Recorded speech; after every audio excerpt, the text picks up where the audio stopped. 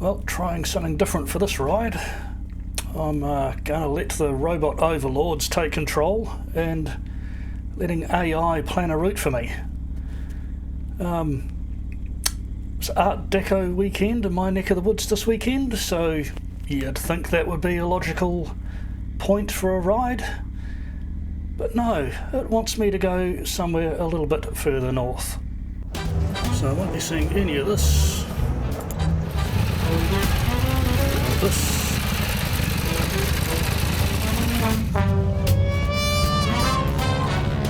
Or even this. Well, gotta go further north than here. Deco. Keep riding. Tiro.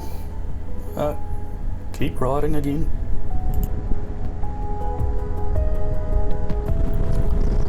I'm going to turn off at Hamilton, still heading north.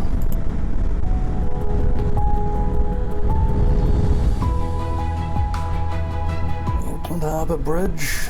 No, still nowhere near where I need to get to. Warkworth. Only stopping here for fuel. Still need to keep going north.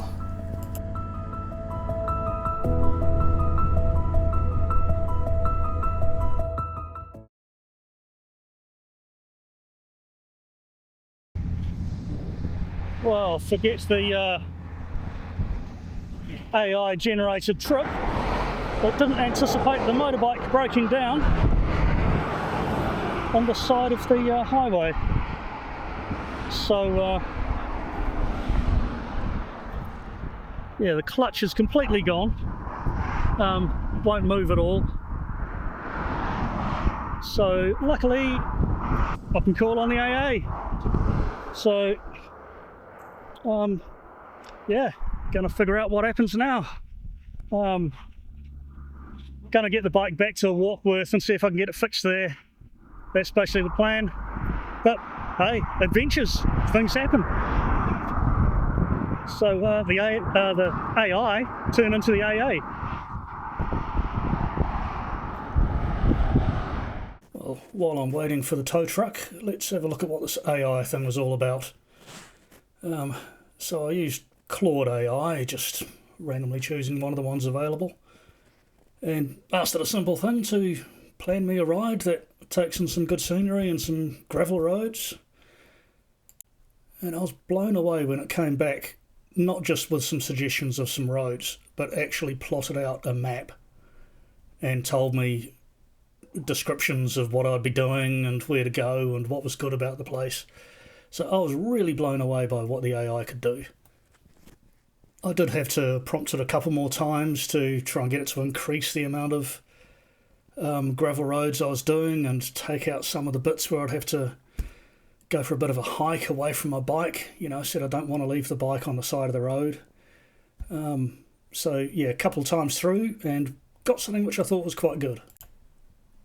And it even actually gave me warnings that were quite useful about some sections of road being on a clay base, so if it had been raining, you know, be careful, it could be slippery, which was actually really quite impressive.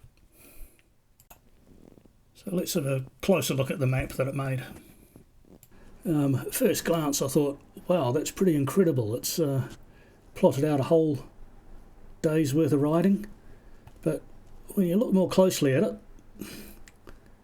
A sent me up to Whangarei. Very interesting choice. It must have thought that I was there for some reason. But yeah, the first place is the Paroa Falls, which is right down south from Whangarei. And the next point, Hawke, go right up north. It's Hawke waterfalls, go back over to the east. Tutakaka coast, that's okay, I guess, you're still sort of heading east. But then all the way west for the next spot over here. And then Whangarei Falls in the middle, close to where you would have started. Then the Whangarei heads sort of down the bottom here to finish off. So all sorts of random stuff going on there. That's not exactly a logical ride. But it gets even better than that, because I'd asked it to increase the amount of gravel that I was doing. So, you know, it had made a couple of changes to the original map it came up with. And one of the things at the start is what it called the Whakapara Road Loop, which turns out, where's Whakapara? Not sure if I'm saying that right, apologies. But the map just goes to Hawke. It's not doing any gravel roads or anything, which I guess is sort of all these sort of roads up here. You know, it says 25 kilometres of continuous unsealed backcountry roads. No, sorry, it just stops you in the middle of State Highway 1, just a little bit north of Hawke. And the same if you sort of look at a lot of the other ones. Supposed to be going around some forest tracks here. No. Highway 14, you just stop in the middle of the road. You know, it's a walk to a forest, but nothing about what you're doing there. So it's all rather disappointing. And just going to the coast, it just sort of stops in town here. There's no particular ride in mind. You know, what are you supposed to do around here? Just drive there and turn around. So, yeah, first glance, the AI looked like it done a fantastic job. And I was really quite blown away. But when you dig into it a bit deeper, like most things to do with AI, it's actually pretty shallow. Hadn't really done a good job at all. Just did a semblance of a good job. So I don't think it'll actually be employed for very long if it carries on this way. Anyway, I didn't actually make it there, so I didn't get to experience any of those things. So yeah, I broke down somewhere around here.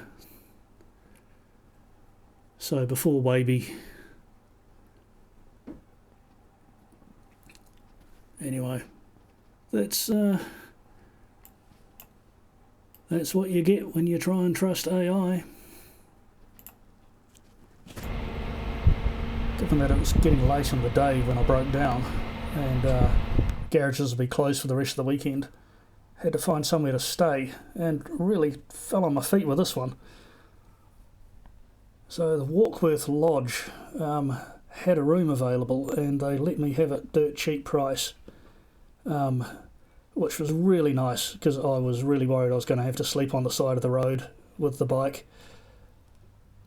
But yeah, it was just a simple room with a shared bathroom, but fantastic house this. Really plush setup, good lounge area, TV area, barbecue, swimming pool with a spa pool. Yeah, really nice outdoor area to sit. It's absolutely fantastic. And ended up having to stay there for 2 nights. And the room that I was staying in dirt cheap was actually booked out the second night. So they let me have one of the nicer rooms with an ensuite for the same price. So yeah, really thank them for coming to my rescue. But that meant I had to kill a bit of time around Warkworth, just waiting for the bike to get fixed, which eventually it was.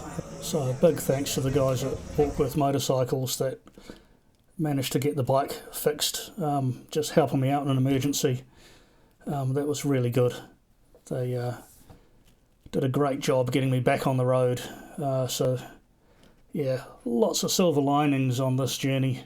Lots of great people out there that allowed me to get home safely. So yes, the guys at the garage, they machined a new nut for the front Hawke, so it's not a genuine part, which sort of means I ended up with, with them tinkering around, got all sorts of engine warnings and alerts on the bike, but that's fine, it is going, but I'm going to be nursing it back home. It's quite a long journey home. I'm not going to be doing anything fancy. I did briefly swing by the Puhoi pub because I haven't been there for about 40 years.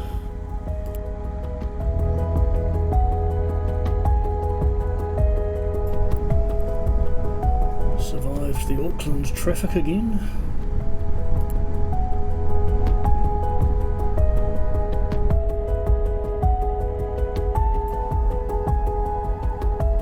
And stopped at Hampton Downs to check out some of Mad Mike's cars and have a coffee as well.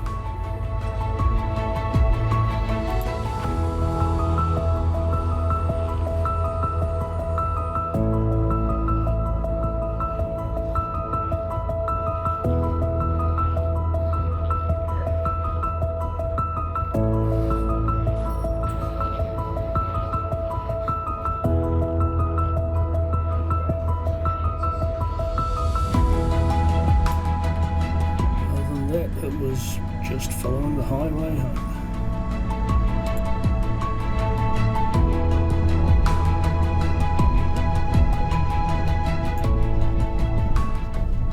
So there we go, I've made it home successfully, so the repair is definitely more than adequate.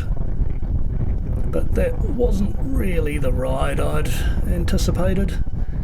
The experiment with AI seems to be a bit of a failure. But I wonder whether this is what the AI had planned all the time. You wonder, don't you? The Robot Overlords, they're trying to take us out one by one. Anyway, I might have another go in the future, but immediate plans, recover from this ride and then organise to have the proper repair done at the dealers. But until then, thanks for watching, and I'll see you later.